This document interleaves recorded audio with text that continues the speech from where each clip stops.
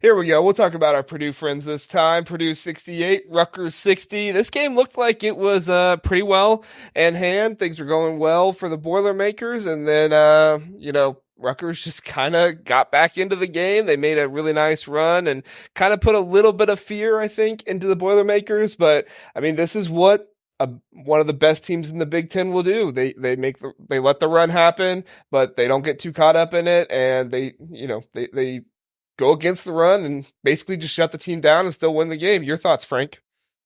Yeah, I mean, I was never comfortable. Purdue could have been up 30, and I still wouldn't have been okay with that. I've had my heart broken too many times watching games at the rack. But to start off, it's a pretty cool thing for Purdue seniors to have won in every Big Ten stadium, and like going forward, I don't know how possible that'll be to happen again. With the Big Ten expanding, but that's just a really cool thing. It was cool to see Zach Edey get 2,000 points, and then I sit and think, like, man, when did he score 2,000 points? I mean, it's just crazy. But honestly, I thought Rutgers did a good job defending him. He did go 9 for 12 and had 26 points, but there were a lot of shots that he didn't take, and a lot of questionable passes that were led to some pretty good rotations and whatnot. So there was a lot of things that didn't happen as a result of the defense. And he did have 26, but that's you kind of expect that to a certain degree. So shout out to Big Cliff doing a really good job on there. But honestly, if you would have told me before the game that Purdue would have 21% turnover percentage in the game, I think it was 15 total turnovers. Rutgers would have 37% offensive rebounding percentage compared to Purdue's 22. Purdue would shoot 26% from three. I would have thought, like, okay, that's a 10-point loss. And really, Purdue just made up for it on the defensive end, I thought. Lance Jones, he only had 4 points in the game, but he did have 8 assists, 10 rebounds, and 5 steals. And it was the timeliness of the steals that I thought was pretty impressive, in my opinion. It was like every time Rutgers would start to go on a run, like, boom, there he was. Like, he'd swipe the ball out of someone's hands. He'd jump a passing lane. A couple times he got easy layups out of it. It wasn't his best offensive game, but he did everything he needed to do to win. And then, just the performance offensively from Braden Smith. He's kind of taken a distributor role lately, but he really picked up the scoring in this game. It was really nice to see. But it was really the first game this season where I could visually see the press giving Purdue some problems, and that, like, yeah, we did have a couple turnovers against the press, but they'd get it across half court and then they'd be limited on time. And that really seemed to give Purdue problems offensively. And they were trying to run these long, drawn out sets, and they were trying to do so with 18, 19 seconds left on the clock. But just a grinder of a game, not one that I ever felt comfortable. Like I said, we could have been up 30 and I still would have been frightened, but happy to see Purdue get the win. Happy to see the seniors finally get that notch in their belt they've been looking to get their entire career, and just on to the next one.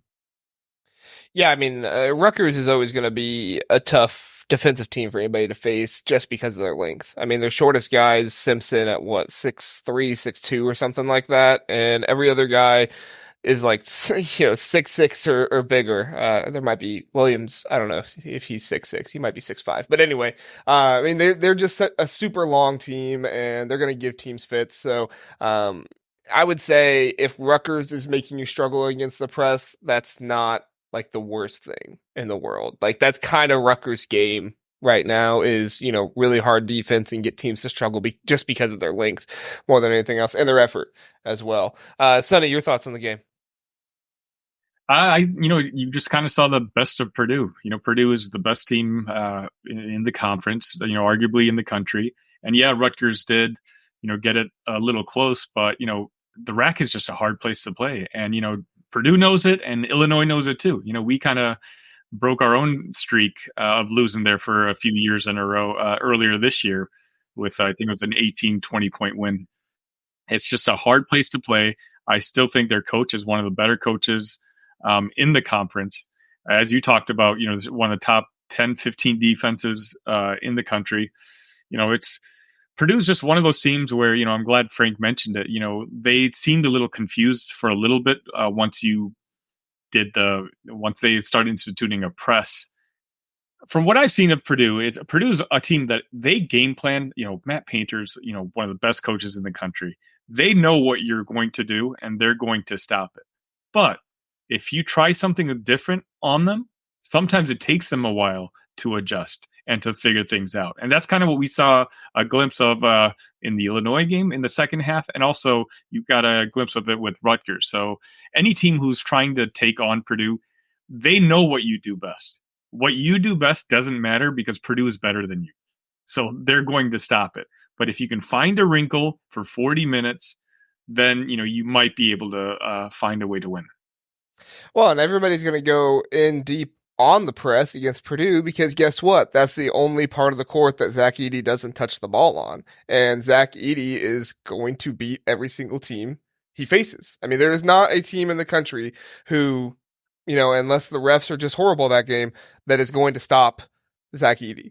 And so if you can get pressure on the ball. Braden Smith is much improved this year, but he's still not perfect. If you can get some kind of pressure on the ball before the ball gets down the court to get to Zach Edey, I mean, that has to be the game plan. I don't think anybody wants to go in a matchup, at the half court with Braden Smith and Zach Edey and pick and roll together. Because guess what? You step an inch toward Braden Smith and it's going to be a lob over your head.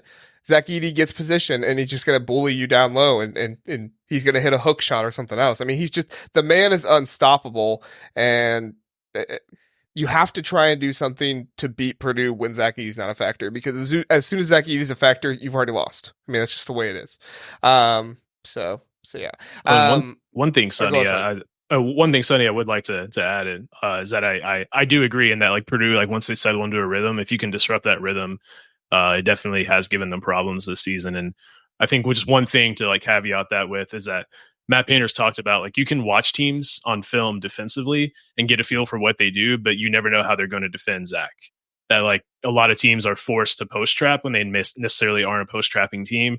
So like oftentimes like watching film defensively can be a little confusing because you don't actually know what's going to happen when they get into the game because you can't simulate a 7'4" guy in practice if you don't have one. They're not just like out there roaming around. So that's why sometimes Purdue's a little slow to settle into a game, and once they hit a rhythm, they're usually good. So long as teams don't, switch things up. Maryland did a decent job of switching up defensively, but Purdue was just able to capitalize on it. And I think there's a little bit of a difference athletically between Rutgers and Maryland right now, but we'll get to Maryland. Yeah, we'll get to them soon. Sonny, you got any more thoughts before we move on from this one?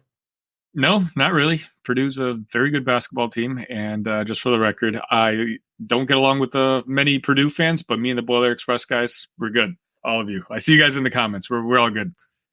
Thanks for listening to the Big Ten Huddle. Please do like and subscribe. We appreciate that. If this was your first time listening, we are the Big Ten Huddle. We cover all things Big Ten football and basketball. We have a long episode every Sunday, Tuesday, and Wednesday night, all at 9 o'clock. So come in, check us out, get in the chat, let us know what you're thinking. We would love to have you join us and learn more about the Big Ten.